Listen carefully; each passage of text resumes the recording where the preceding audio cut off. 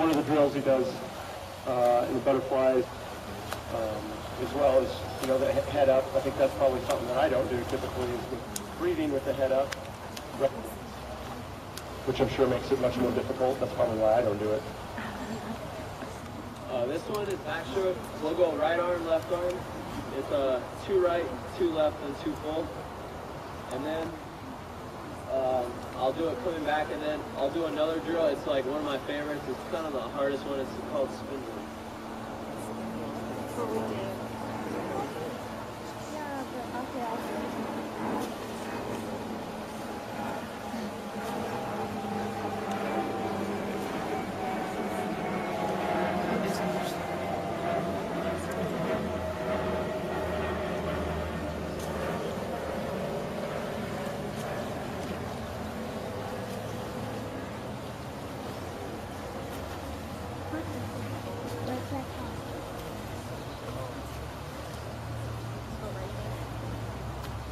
I think his one-arm backstroke's a bit faster than my 2-arm backstroke.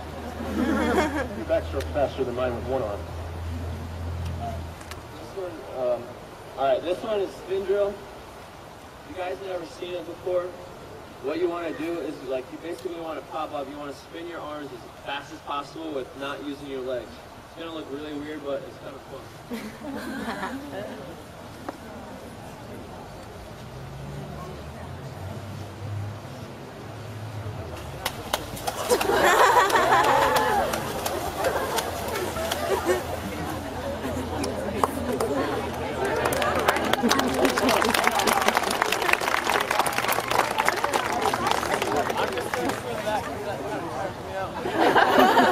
He's just going to swim back because that tires him out.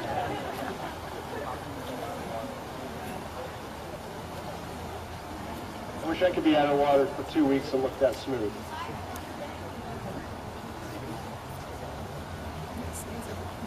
What's the drill you just did, the spin drill? What is the purpose of it that you're trying to, what are you trying to accomplish?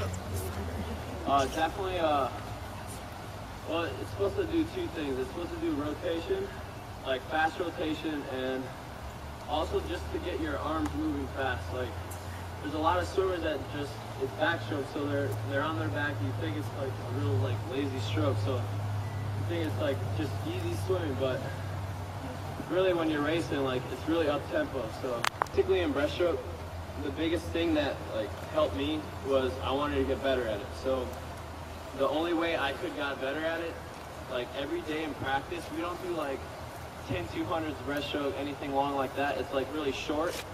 So anytime I do breaststroke, I'm sprinting breaststroke. And that's what I told myself. I was like, no matter what happens, like I could be dead tired, I'm just gonna end up sprinting breaststroke. And like later on, I just kept on getting faster and faster. Now it's become one of my most dominant strokes.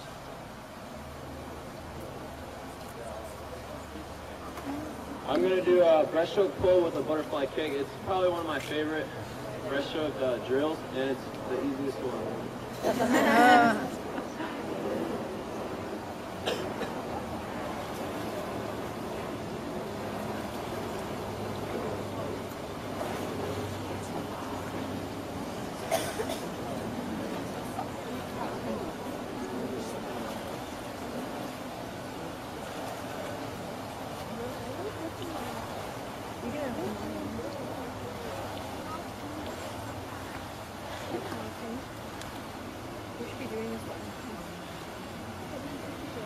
So how does it feel to be back in the water after a couple weeks? I feel like I just started swimming again. Okay, we'll move on to freestyle. 2 drills I like to do in freestyle. There's one is catch-up drill. I'm sure everyone knows what catch-up drill is. You just hesitate at each front of your stroke. Also, there's a fingertip drag drill that I like to do.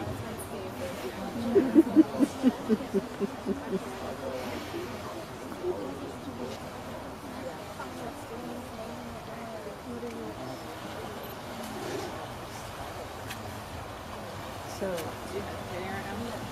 Yeah. That's all. Yeah. even though they're like the easiest drills, you've probably like taken the time to do them the right way.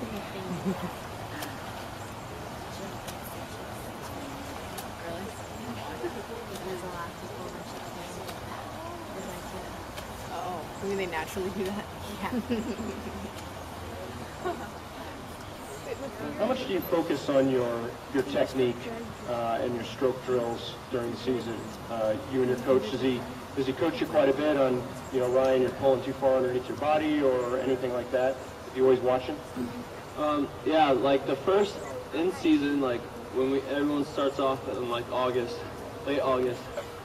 What we'll do is the first month to 2 months, all it is strokes. It's technique, it's drills, nothing hard, nothing fast.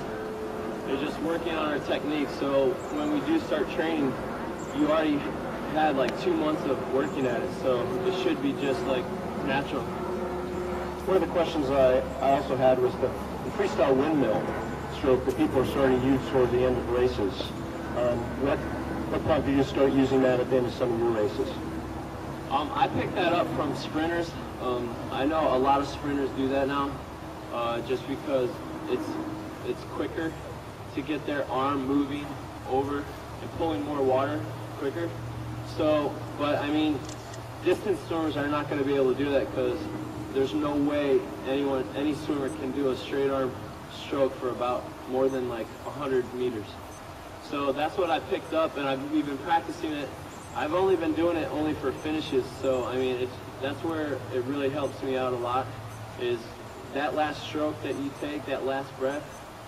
After I take that, it's probably about 12 meters out, I take that last stroke, and then I start doing my straight arm all the way into the finish. Can you show us, maybe go about 12 yards out, your normal stroke, freestyle, and then come back with the windmill to show us the difference? Thanks. Getting out of the way because I'm going to get wet.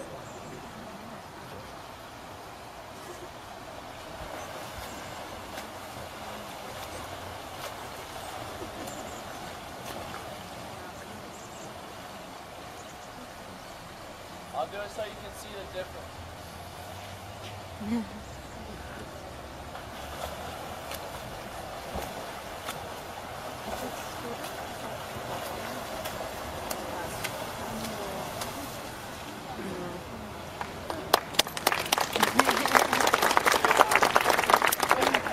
He's done.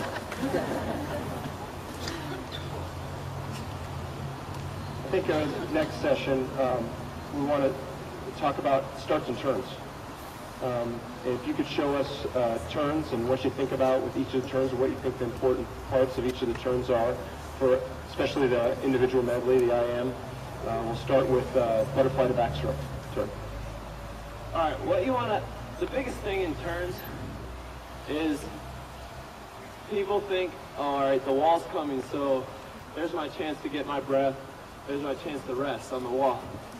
That's probably one of the biggest things that I want to tell anyone, is that turns are just there because they have to be. Like, I don't want people, like swimmers, to like rest on that wall. Like, you want to get in and out of that wall as quick as possible. So what you want to do is you can take your breath when you want to breathe, and take your breath and relax is in the middle of the pool, not at the wall. That's probably one of the biggest things. And from fly to back, all it is just putting your head down and driving. You want to drive your knee into the wall. Well, not into it, but like drive your knee into your into a tuck position as quick as possible. And that's going to allow you to rotate faster.